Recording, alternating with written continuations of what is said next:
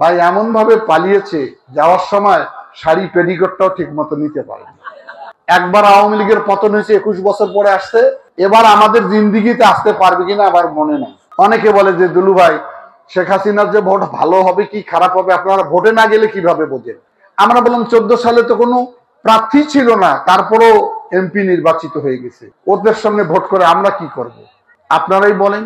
একটা প্রাইমারি স্কুলে ইলেকশন হলে সেখানে 7 জন দাঁড়ায়, আর জাতীয় সংসদ হয়ে গেল, তার কোনো প্রার্থী নাকি ছিল না। তো সবার কথা আমরা 18 সালে নির্বাচনে গেলাম। 18 সালে নির্বাচন, রাতের বেলা ভোট শেষ। পৃথিবীতে বহু ভোট দেখছি, রাতের বেলা ভোট হয় এটা কোনোদিন আমরা দেখি নাই। তারপরেও আমি প্রার্থী ছিলাম, গোলাম কাদের ছিল আমার বিপক্ষে। 1 ঘন্টা ভোট হয়েছিল, আর মনে আধা ঘন্টা ভোট হলো, রাত্রে বাক্স ভর্তি করার পরে আমাকে হারাইতে পারতো না। আর 24 সালের ভোট তো আমি, মামি আর দামি ওনারাই খেলছে। আওয়ামী লীগে খেলা হয়েছে, খেলা হয় উৎসব করে, উৎসব। আর গলা ভারী করে বলে, ওই আমরা যতদিন আছি আমাদের কেউ নামাতে পারবে না, আমি বঙ্গবন্ধুর কন্যা, আমি পালাই না, বলে নাই? ভাই এমন ভাবে পালিয়েছে, যাওয়ার সময় শাড়ি পেডিকোটটাও ঠিক মতো নিতে পারে। অহংকার পতনের মূল। আমার আওয়ামী লীগের অনেক ভাই হয়তো আমার বক্তৃতা শুনছে, সাধারণদের সঙ্গে আমার কোনো বিরোধ নাই, কিন্তু একটা রাজনীতি শেখেন আপনারা আমাদের কাছ থেকে। আমাদের মা বেগম খালেদা জিয়া 80 বছর বয়সে জেল খেটেছে, 6 বছর অসুস্থ, মৃত্যুর সঙ্গে পাঞ্জা লড়েছে, তবু আমাদেরকে ছেড়ে একদিনও যায় নাই।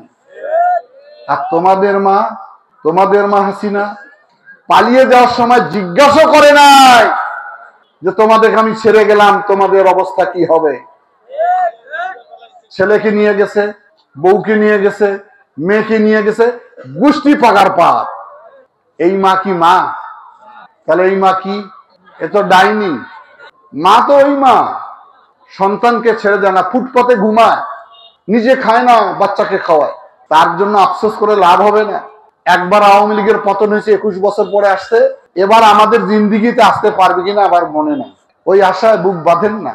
মাঝে মাঝে মাথা উকিঝুঁকি করতেছেন, ওখান থেকে ভাষণ দিচ্ছে জাহাঙ্গীর কবির নানক, 13 তারিখে সবাই রাজপথে বেরিয়ে আসবেন। ওই বেটা তুই আসিস না কেন? এই নিরীহ আওয়ামী লীগকে বিপদে ফেলতেছে এরা, এবং সারা দেশে ধরপাকড় শুরু হবে। তোরা পালালি কেন? রাজনীতি করলে জেল খাটতে হবে। তোমরা একটা মন্ত্রী, একটা প্রধানমন্ত্রী, শেখ হাসিনা, আওয়ামী লীগের কোন নেতা নাই, সব পালিয়েছেন। আর সাধারণ নেতা কর্মীদের বিপদে ফেলে গেছে এরা। সেই বিপদগ্রস্ত লোককে আরো বিপদে ফেলার জন্য পরিকল্পনা নিচ্ছে। এখনো আমাদের রক্ত শুকায় নাই। যারা অন্ধত্ব হয়েছে, যারা পঙ্গু হয়েছে, যারা এখন হাসপাতালে কাতরাচ্ছে, তাদের প্রতি কোনো সহানুভূতি নাই, আবার বাংলাদেশে গোলযোগ সৃষ্টি করতে চায়। আমি ভাই অনুরোধ করি, ওই সমস্ত ভুয়া, ওই সমস্ত নেতার কথায় আপনারা কেউ সংগঠিত হবেন না। আপনাদের সঙ্গে আমাদের কোনো বিরোধ নাই। যারা জুলুমবাজ, যারা ধ্বংসকারী, তারা পালিয়েছে, তাদেরকে প্রশ্ন করবেন যে আমাদেরকে ছেড়ে কেন পালিয়ে গেলেন।